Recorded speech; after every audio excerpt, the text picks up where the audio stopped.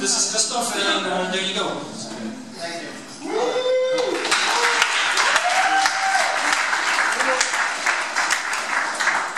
Can you hear me if I don't use the microphone? No.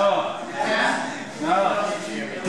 I'm going to try to do this. I'm a little sick still, but I'll try to do this. So, first of all, thank you all for sitting through this video guide to wait and hear me pitch. What I want to talk about is this, basically. I don't know if many of you believe it, but a lot of people say it. Life's a bitch, right? Well, I don't really believe it, because I think life may be a bitch unless you convince life otherwise. Which means that life's not really a bitch, but life's a pitch. Because if you pitch life and you convince it to not be a bitch, it's not going to be a bitch. So that's what I want to talk about. And also, if life's a pitch, it means you better be good at pitching, because it's going to be involved in all parts of the world, right? So my talk today is called this, Life's a Pitch, so you better be good at pitching. That's me, Christoph. Who is this guy? That's my email address, my Twitter if you want to get in touch. I'm a starting consultant and coach. I'm a mentor at Founder Institute this semester, so you have the pleasure. I've won multiple awards for best pitch in like startup weekends and hackathons, and I've never ever won a single award for the best idea. Never. People refer to me as the pitch doctor. You can see there. By the way, for you guys, one question. Do you remember your first pitch? Like some people in the room probably think back to like the first bubble or the Industrial Revolution, whatever. The thing is, your first pitch was this. This was the first time you pitched. You're not convinced? Well, do you know this structure of like how to pitch your company?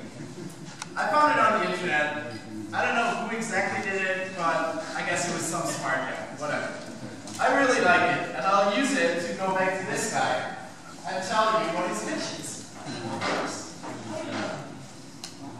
My company, the baby, is developing terrible noises to help my mommy, and now we're talking about which problem you're solving, right? Realizing I want milk while being really adorable. That's the secret sauce, right?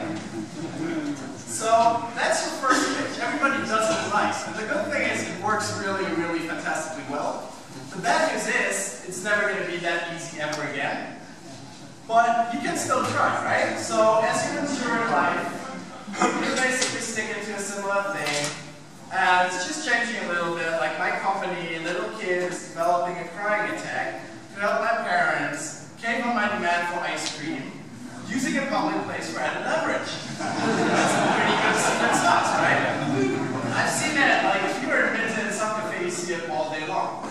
Also, little kids are really good at using this for, like, different verticals, which means they're doing it for ice cream, for toys, for chocolate, for a pony, whatever it is. They use it all the time, right?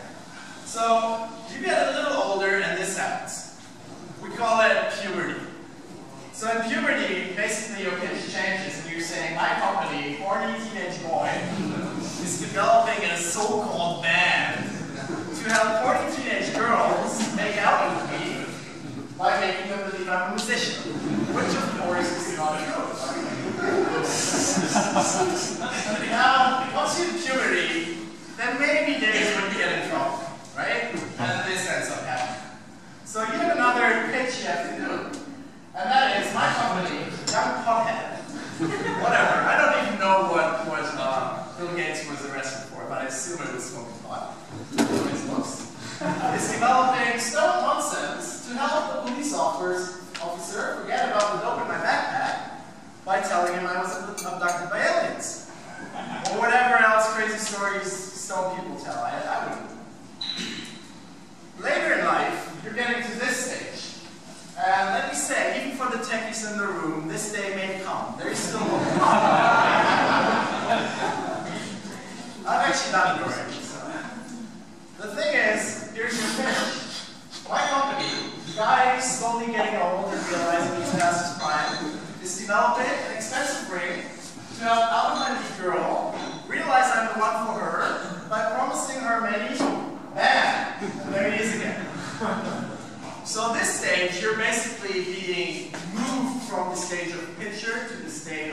investor. So now this guy's going to pitch to you all the time, as we saw in the beginning.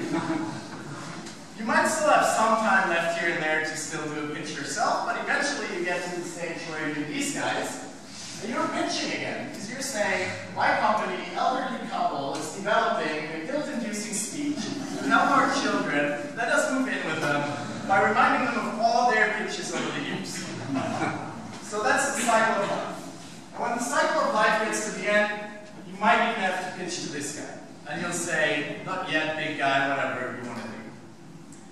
So life's full of pitches. That's basically what I'm saying. I think I've proven it. But why am I telling you this? What's the point of it? Well, one thing, tactics. Maybe we can learn something from this for our startup pitches. Let's have a look if it's really true. Maybe just a little bit, maybe we learn a lot. Let's see. I have a rating scale for pitch behavior, like things you should do and you shouldn't do in a pitch. And I use the Tim Lincecum, which is a gag that nobody gets here, but Tim Lincecum is a pitcher in Major League Baseball for the San Francisco Giants. You've probably heard of them. And they just won the World Series, so that's great. So the ideal behavior in a pitch would give you 5 Tim Lincecums for the tactic. And if it's really very bad behavior in a pitch, you get 0 Tim Lincecums. So have a look at tactic number 1. That would be being cute. As we've seen, it works in life. Does it work for startup pitch as well? If you can pull it off, really, why not? So I give it 3 Tim Lincecums. Tactic number 2, crying. Now that's a tactic that I would be really, really careful with. I would say it's generally not advisable. Maybe as a last resort, if they don't want to give you money or if the VC is really, really mean, then you can do it. So I only give it like half a Tim Lincecum. Tactic number 3, singing. I would not recommend that. Unless you're absolutely freaking amazing as a singer. Don't do it. So that's 0 Tim Lincecums from them. Tactic number 4, weird hair. Now it gets interesting because I think it's not that bad. And people still remember you. So I give a full 5 Rashalobos for that. Tactic number 5, wearing your cool sweater. And that's definitely something you should be doing. So a full 5 Tim Lincecums. Tactic number 6, showing total commitment. And that's what this guy is doing in this scene. And I think it's something that you should be doing in your pitch. Commitment is something that anybody who will listen to your pitch really appreciates, really feels, and it will go a long way for you to make a successful pitch. So that's a full 5 Tims here as well. Tactic number 7, bringing expensive gifts. Now, that's sort of interesting again, because really, you want to get money when you pitch, not bring it. So I would say like half a Tim Lincecum max, not more. Tactic number 8, bringing a date, which you should only be doing if that date is your co-founder. Otherwise, don't bring a date when you pitch. That gives you at least 3 Tim Lincecums for if it's your co-founder. Tactic number 9, and that's the last one, being cool and absolutely awesome. Like this guy, absolutely, do it all the time, be awesome in your pitch. So that's 5 Tims right there. So you probably felt that this presentation was 100% serious, and it was intended to be like that. But there's something in there that I really mean, and that's something you should be thinking about. So I have 3 things here that I want to give you as homework, because I really love giving homework. So one thing is, think about the pitches in your everyday life.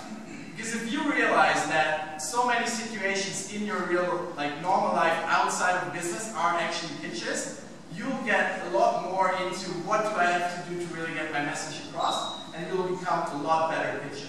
So that's basically already your homework number 2. Practice pitching every day. And there's a big difference between practicing to pitch and practicing your pitch. Because it's your pitch, you just talk about your startup, you don't get better at all, because at some point you're just repeating the same thing. But if you're starting to look for opportunities to start learning to pitch, you'll actually really improve. The third homework for you is come to my session at Founder Institute. I think it's March 1st. That's what we're scheduling for it now. And you will learn, and I'm not kidding, but I'm not going to tell you what it is, so it's a giant cliffhanger. We'll be talking which is of course toast, peanut butter, and Nutella. So March 1st, you'll learn all about this, okay? Thank you for your 8 minutes, and now you can go back to listening to this other guy. I don't know. Aloha, that's what we say in Hawaii, where I would want to be looking outside, but I'm unfortunately not. And if you want to get in touch, this is again my address, my Twitter. And also, if you feel like you could use some help with pitching and you're maybe not in Founder Institute or you don't want to wait until March 1st, I'm offering a pitch workshop actually with this guy. And he's in Founder Institute and he's really cool, unlike me. And you'll love him, and I don't know, maybe you'll love me. So, if you want to have a look. Other than that, thank you very much.